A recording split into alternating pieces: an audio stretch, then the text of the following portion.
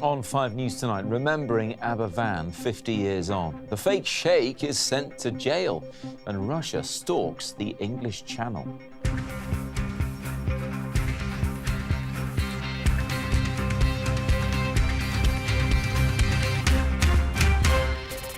Wales falls silent to remember its worst tragedy in living memory when 144 people died, most of them children.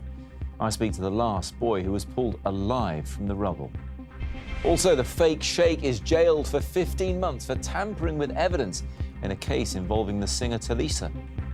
And the Royal Navy mobilises as the Russian fleet passes the coast of Dover and is accused of posturing. Also tonight, we've got a developing story, a chemical alert at London City Airport. More than 20 people have been treated by ambulance staff, while flights into and out of the airport have been stopped. We'll have the very latest. Good evening, welcome to 5 News Tonight. I'm Matt Barbet. It was one of the darkest days in living memory. A huge landslide ploughed into a school and homes in a small town in South Wales. It only lasted a few minutes, but 144 people lost their lives under the coal waste. 116 of them were children. Today, exactly 50 years since the Aberfan disaster, Wales fell silent to remember the generation the town lost, as Julian Drucker reports. In those 5 short minutes, 5 long decades ago, a generation here was wiped out. Today at 9:15, the exact time the disaster struck, they paused at the memorial garden where Pantglas Junior School once stood.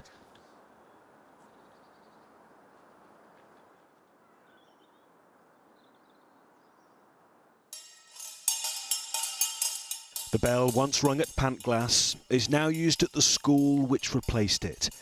The children here remembered those not here.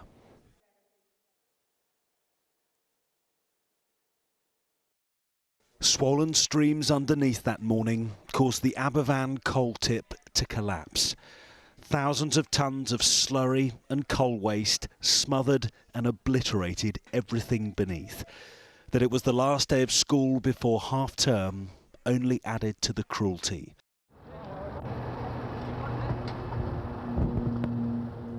It is the area that claimed the lives of 116 children and 28 adults. Despite the efforts of emergency workers and the community, precious few survived. Among them, Philip Thomas, who was pulled out alive with horrific injuries. I do think a lot on the anniversaries of children that didn't survive. And yeah, it is sad, it is, you know. And I go up to the cemetery and I'll have a walk around the arches. And it brings little memories back of the ones that were in my class. Today, after Wales had fallen silent, the Prince of Wales spoke. Aberfan showed the world the darkest sorrow, but also the most shining selflessness. This village will forever remember the lives lost in that dreadful and defining moment. All 144 of them. Julian Drucker, 5 News. Earlier, I spoke to Jeff Edwards, who was a pupil at the school that day. He was only 8 years old and was the last survivor to be pulled from the rubble. I asked him for his memories of that fateful day. Well, I walked to school that morning from our home on Aberfan Road, and I picked up my friend Robert. We always used to walk to school together. We got to the school about 9 o'clock that morning and we registered, and the teacher started the first lesson of the day.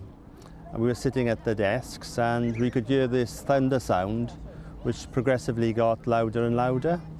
And the teacher reassured the class that it was only thunder, there was nothing to worry about. And then the next thing I remember was waking up with all this material around me. A dead girl was on the left-hand side of myself. and there was an aperture of light just above me where I could see the sky. And because there was this area of debris around me, I could breathe, a pocket of air, so I could breathe. You were remarkably lucky given the numbers of children that unfortunately perished that day. And I know you've said yourself, given that you were only 8, it's very upsetting to hear, but you think that was the end of your childhood there and then? Well, it was. You know, we went to school as happy-go-lucky children, really. And then after 9/15, our childhood just disappeared. The majority of my class disappeared. And we had no one to play with after, and we had to grow up very quickly because we had death on our shoulder. So we had to grow up, and being brought up in the village with very little children about, all our play, which is an important part of child development, totally disappeared. The physical injuries that we endured, you know, I had a bad stomach and head. Yes. Those physical injuries would improve, but it was the psychological injuries that would last the longest, really, and up to today. Well, especially in such a close-knit place as it still is, the scars still fairly raw there, even though it's 50 years on. Oh yes, it is, as you say, it's a mining community which was very close-knit. Everybody knew everybody else, so everybody in the community was affected in one way or another. They either had children who had died or adults who had died, or were actually survivors of the disaster itself, so it's affected the whole community. And today, the 21st of October, is a very emotive day for people, particularly the 9/15 ceremony that takes place up in the cemetery. And just to walk along those graves and just see those children's faces in my own mind is a very upsetting experience. And those 15 minutes are always very, very difficult. But this afternoon, with the visit of the Prince of Wales to Aberfan, that heaviness of the day is lifted. And for many, many people have come here who had gone away, and for the first 30 years, really, we've only met up all together today. And that's been a fantastic experience for everybody. And it's opened them up as well about talking about that day, which is something that they don't always talk about. And I think that's helped them, and helped them individually, to get over the issues of anxiety that many people still have as part of their lives. Jeff, I'd like to talk to you a little bit more about that and your own personal feelings about what happened, because often in these cases we hear about people having things called survivor guilt, where they ask themselves why it was them who survived and others so close to them didn't. How has it been over all this time dealing with those internal questions? Well, psychologically, it's a very difficult and arduous journey, and you do have survivor guilt. You ask the question, well, why did you survive? And others in that class died. And one of the survivors of the class said to me last week, you know, Jeff, the only difference between life and death was 3 inches. And that was true for him, and it was true for me. And we've had to live with that guilt for, well, up to the current day, really. I have found personally that talking about it has helped tremendously in terms of coming to terms with that. And over the years, it's become easier for me. Lots of people today have never ever spoken about what happened to them on that day. And today has been a day where even those people have opened up their feelings of what happened on that particular day. And I think it's been very good for all of us. And that's something akin to other disasters we've had in the UK. For example, there are many people who are in the Leppings Lane end of Hillsborough who still do not want to talk about the horror they went through and the survival they luckily had after that. Do you think that people who've been through these disasters can learn a bit more from your own experience? Well, we have, you know, when Dunblane happened and Hungerford, we had people from there come to us to find out how we got over the trauma that this community faced. So we've done that, really, and we've helped people in terms of the development of guidance as far as post-traumatic stress disorder is concerned. Because individually and collectively as a community, it had a huge impact on this community. And through the work of the Young Wives, the choir, And through personally talking about it, it's helped the community to come over that. And I would recommend anybody who's involved in a major trauma to speak about it. I know it's difficult, but it's easier to speak about it and release that frustration and anxiety that many people carry and bear through their lives. Aberfan survivor Jeff Edwards talking to me a bit earlier on the 50th anniversary of the disaster. Next, we have some developing news, and more than 20 people have been treated at London City Airport after reports of a chemical incident, as it's been described. 2 people have been taken to hospital while hundreds of passengers were ordered to leave the terminal building. Let's get the latest now. Charlotte Grant is in the newsroom. Charlotte, tell us more. Yes, well, the situation is still unfolding at London City Airport. The latest figures that we have is that 26 people are being treated at the airport. As you said, 2 of those people have been taken to hospital. Now, the alarm was first raised just after 4 o'clock this afternoon with the reports that passengers were feeling unwell. Now, that led to London City Airport being evacuated, as you can see in these pictures, people standing around outside. It was around 500 members of the public and staff that were evacuated from the airport. Now, in a statement, the London Fire Brigade say they are dealing with reports of a chemical incident. They say on the scene they've got 3 fire brigades as well as specialist appliances that they see, and they still don't know what the cause of the incident is. Tonight, we understand that a number of flights have been suspended and several incoming planes from destinations such as Frankfurt, Amsterdam, Belfast and Paris are being diverted to other airports. One of the passengers that was due to be getting on one of those flights was the boxer David Hayes. He's tweeted to say that he was meant to be flying to Scotland and everyone started coughing uncontrollably. He says that he hopes everyone is safe. Charlotte, many thanks indeed. Of course, if there's any update while we're on air, we will bring it to you. Now, the undercover reporter known as the Fake Sheikh has been jailed today for 15 months for tampering with evidence in the collapsed drugs trial of pop star Tulisa. Mazza Mahmood is known for his high-profile tabloid stings, but following his conviction, several celebrities are now queuing up to take him back to court so that they can sue him. Louise Beale has more. For years, he's concealed his identity, and this morning as Mazza Mahmood entered court, it was no different. But tonight, the man known as the Fake Sheikh is behind bars, jailed for 15 months for tampering with evidence in a case involving the former X Factor judge, Tulisa Kontostavlos.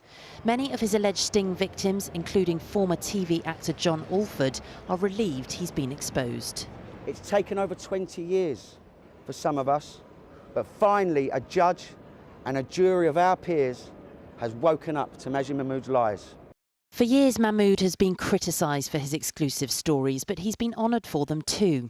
In 2011, he was named Reporter of the Year for his expose of rigged betting in cricket.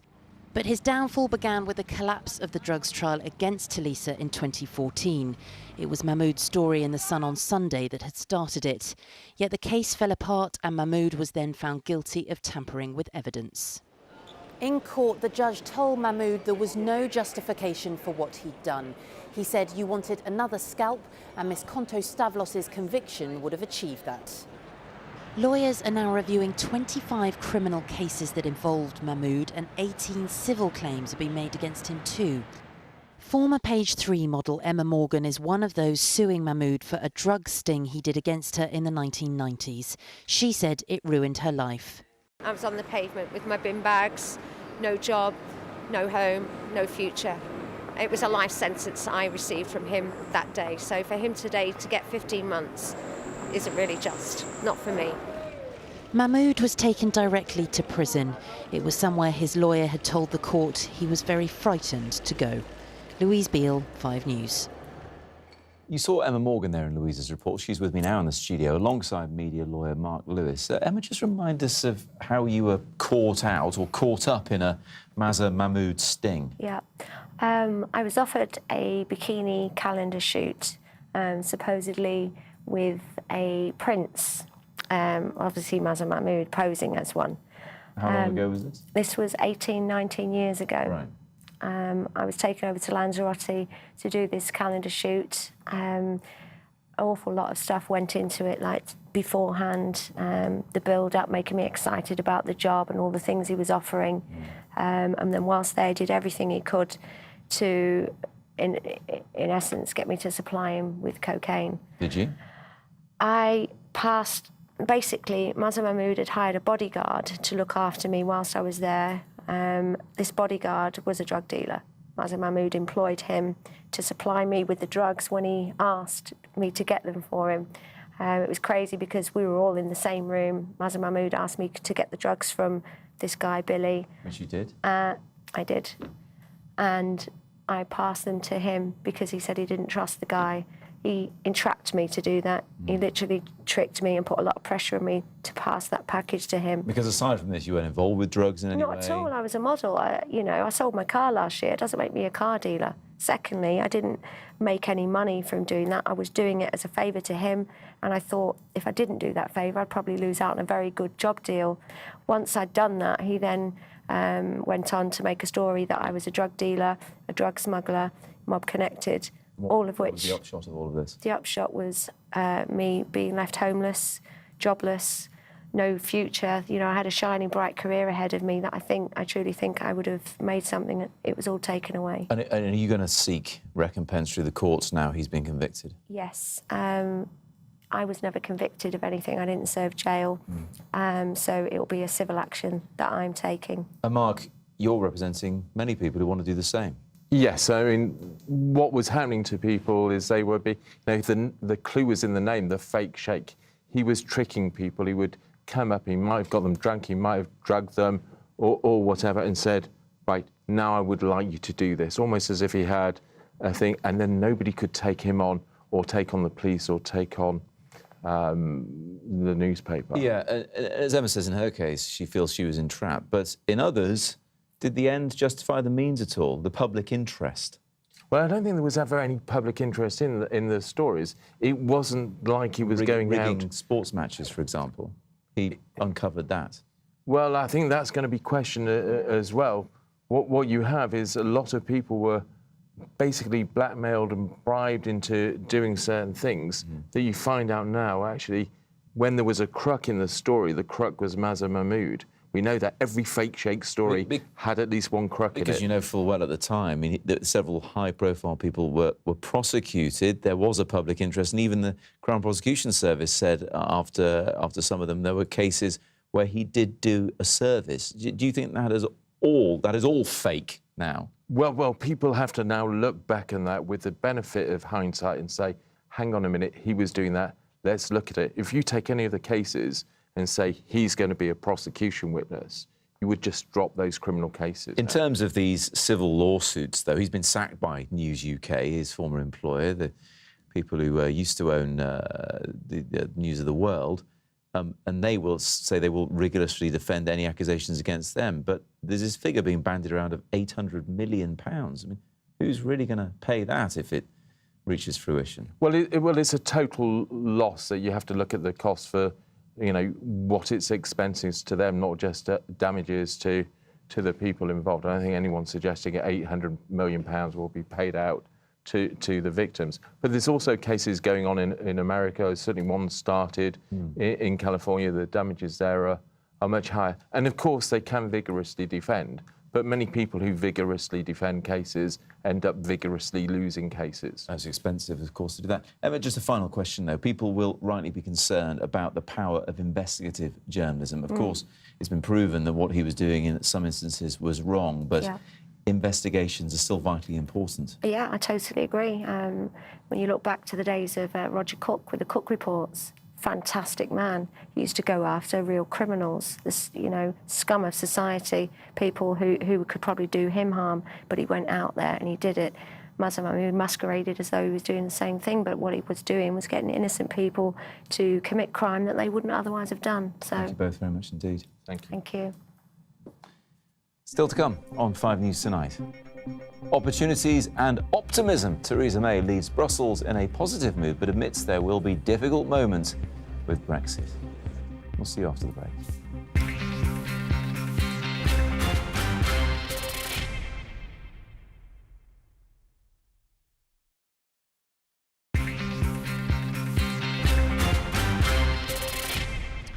Welcome back. Theresa May has acknowledged there will be difficult moments ahead for Britain as it leaves the European Union, but says it's all about looking for opportunities, not problems.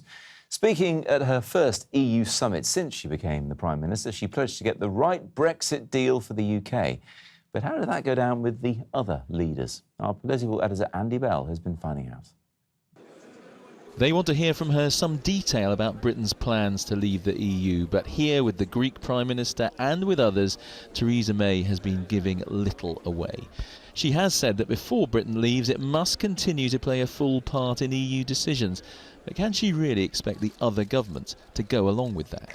I have played my full part, and other member states want the United Kingdom to continue to play our full part for as long as we're members of the European Union. There are many issues on which we agree with people sitting around the table about the challenges that are faced in Europe and about the need for us to work together in relation to those challenges. He will have a say in the negotiations, Jean-Claude Juncker, President of the European Commission. How did the evening go with Theresa May?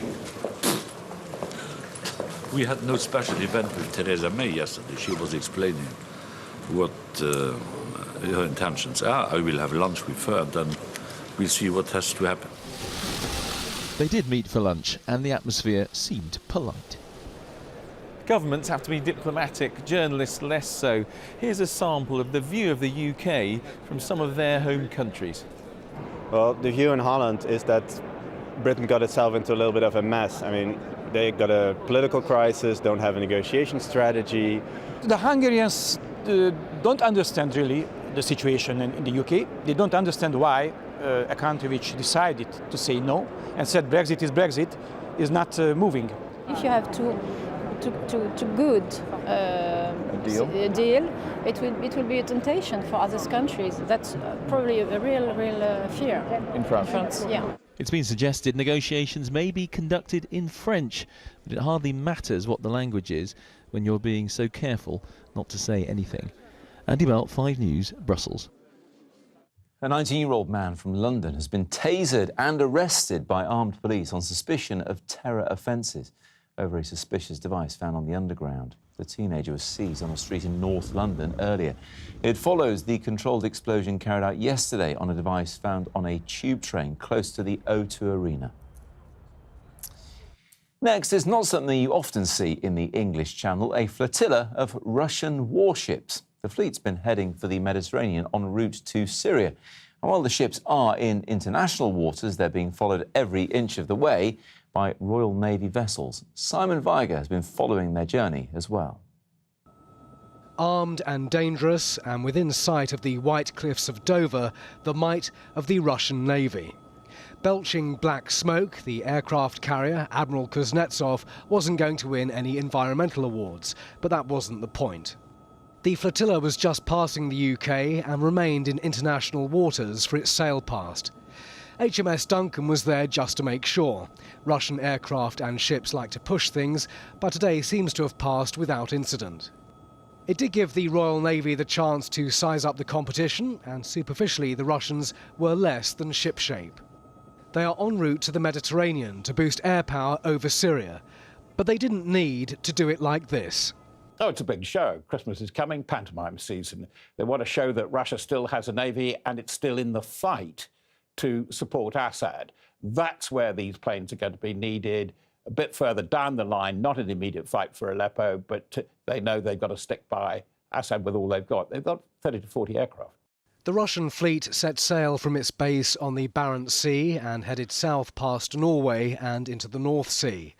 Remaining in international waters, one of the narrowest points was the Strait of Dover in the English Channel. The Russian fleet will later enter the Mediterranean through the Strait of Gibraltar and then head east to be stationed off the coast of Syria.